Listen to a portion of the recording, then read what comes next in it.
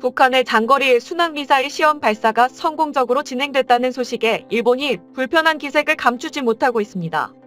그 이유는 일본 후방 기지들도 북한의 공격 범위에 들어올 수 있다는 분석이 나왔기 때문입니다. 이에 일본 내에서는 주변국들의 군사력 증강에 밀리지 않아야 한다는 목소리가 빗발치고 있는데요. 그런데 자위대 병조장으로도 근속한 경험이 있는 군 전문가는 북한의 군사력은 신경 쓸 겨를도 없다며 진짜 문제는 한국이라고 말해 파장을 일으켰습니다. 그는 일본 국민들이 한국보다 북한을 더 두려워하는 것은 기현상이라며 자민당 휘하에 있는 방위당국은 한국의 군사력을 견제하고 폄하하기 위해 한국이 자랑하는 미사일 전력을 일본의 방공망이 잡는다고 선동하고 있는데 전부 엉터리라는 것입니다. 군사 블로그에 기고된 그의 글은 열도를 충격에 빠뜨렸고 일본인들은 절대 한국과 전쟁에서는 안 된다는 반응을 보였는데요. 내용을 요약하면 다음과 같습니다. 북한은 결코 위협이 되지 않는다. 진짜 위협은 한국이다. 한국군의 미사일 전력은 우리보다 절대적인 우위에 있다. 대부분의 사람들은 우리의 우수한 방공 능력으로 한국 미사일이 대부분 요격당할 거라고 믿고 있는데 이는 순전히 망상밖에 안 된다.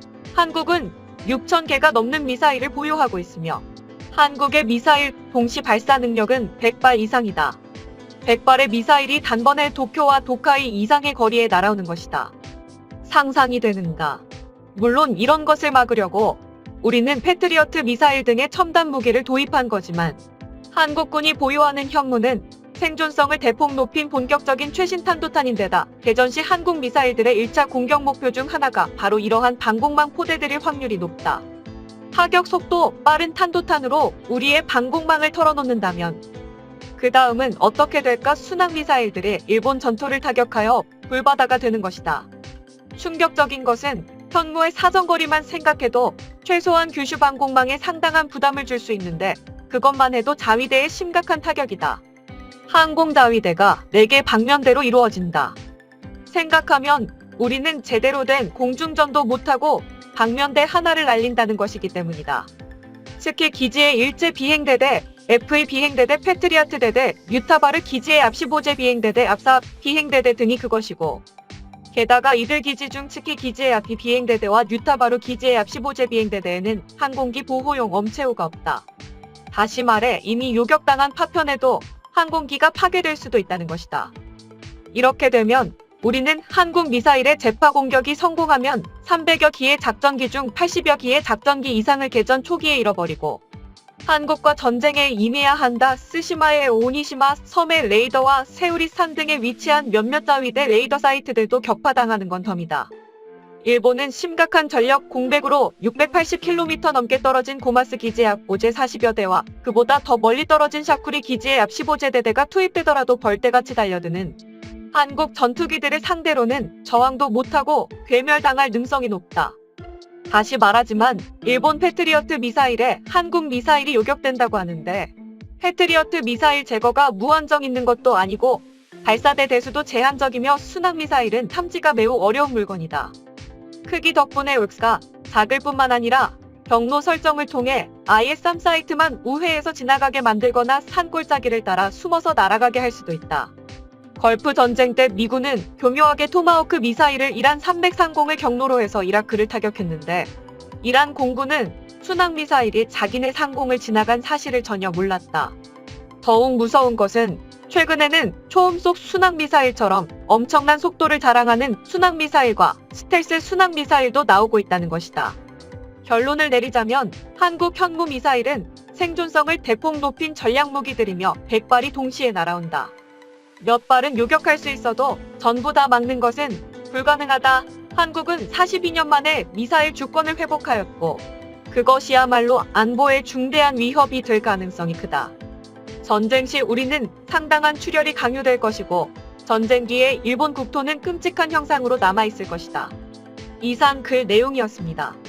과거 군사 전문가들은 한국과 일본의 전쟁을 마이너스 전쟁이라고 표현했습니다. 양국이 전쟁을 하면 모두 손해를 보거나 공멸한다는 뜻입니다. 하지만 한국의 군사력이 막강해짐에 따라 현재는 공멸이 아닌 한국의 승리를 예상하는 전문가들이 많아지고 있는데요. 이러한 현실에 대해 일본인들은 현실 부정을 하지만 이제는 그것도 쉽지 않아 보입니다. 그렇다면 해당 사안에 일본인들이 어떤 반응을 보였는지 자세히 알아보겠습니다. 한국과 관계가 악화됨에 따라서 전쟁을 쉽게 생각하는 사람들이 늘어나고 있는데 절대로 안 될 일이다. 전쟁 자체가 엄청난 경제적 피해를 가져오는데 상대가 한국이라면 단순히 피해를 입는 수준에서 끝나지 않을 것이다. 한국과 냉랭한 관계는 이어가되 전쟁만큼은 피해야 한다 아니다. 반드시 한국과 전쟁을 해야 한다. 한국은 일본 역사상 가장 지긋지긋한 악연이고 이 관계를 끝낼 수 있는 방법은 무력으로 충돌하는 것밖에 없다. 한국이 강하다고 전쟁을 두려워하는 사람들은 위대한 일본에서 살아갈 자격이 없는 족속들이다. 전문가가 일본이 패배할 수 있다고 지적하고 있는데도 전쟁하자는 사람이 있다는 것은 충격이다. 한국이 없으면 살아갈 이유가 있는 것인가? 한국과 중요한 문제로 다투고 있긴 하지만 인생을 포기할 정도로 한국에 집착하지 말아라. 향후 10년 동안은 한국의 군사력을 따라잡기 위해 수단과 방법을 가리지 않아야 한다. 한국은 군사 강대국들도 실패한 경험이 있는 기술들을 한 번에 성공하고 있다. 군사적으로 전성기를 달리고 있는 한국의 기세를 꺾어놓지 못한다면 일본은 주도권 싸움에서 패배할 것이다. 한낱 일본 아래였던 나라가 경제 강국, 문화 강국에 이어서 군사 강국으로 발전했다. 한국이 엄청난 발전을 하기까지 일본은 도대체 뭘 한 것인가? 우리는 자민당을 몰아내야 하고 일본에는 친한파 총리가 필요하다. 나중에 더 자존심이 상하기 전에 지금이라도 한국과 손을 잡아야 한다. 아무리 긍정적으로 검토해도 한국을 이길 방법이 나오지 않는다. 원래 육군은 한국이 압도적이고 해군은 일본이 압도적이었는데 한국의 잠수함 개발로 지금은 해군이 압도적인지도 모르겠다. 그러면 공군에서 한국을 압도해야 하는데 한국은 공군도 강하다. 미친 국가라고 말할 수밖에 없다. 한국 헌법에는 침략 전쟁을 하지 않겠다는 법이 있는데 이것은 정말 다행이다. 만약 한국이 다케시마를 가지고 일본에 전쟁을 걸어온다면 자국의 헌법을 어기는 일이다. 한국이 먼저 전쟁을 걸 일은 없을 테니 빨리 군사력을 증강시키자. 그러고 나서 한국을 침략하면 된다. 한국은 주변국을 의식해 군사력 늘리지 않겠다고 했는데 거짓말이었다. 한국군의 동향을 보면 북한을 견제하고 있는 거라고 보기는 힘들다. 명백히 일본을 중심으로 한 주변국을 견제하기 위해 군사력에 엄청난 투자를 하고 있는 것이다. 유엔에서는 한국을 제재해야 한다. 전문가라고 하지만 세부적으로 분석하지 않은 것은 아닐까. 일본의 방공망은 세계 최고라고 평가받는데 미국도 아니고 한국의 공격에 속수무책으로 당할 것이라니 이상하다. 한국에서 온 사람이 신원을 조작하고 일본인인 척을 하고 있는 것이라고 생각한다. 솔직해지자면 한국의 미사일 전력은 미국도 놀라고 있을 정도이다. 그리고 언제나 상대를 과소평가하는 것보다는 과대평가하는 편이 낫다. 한국의 미사일이 저 정도의 강함을 지니고 있다는 것을 인지하고 철저히 대비해야 한다. 그것이 일본을 망하지 않게 하는 길일 수도 있다.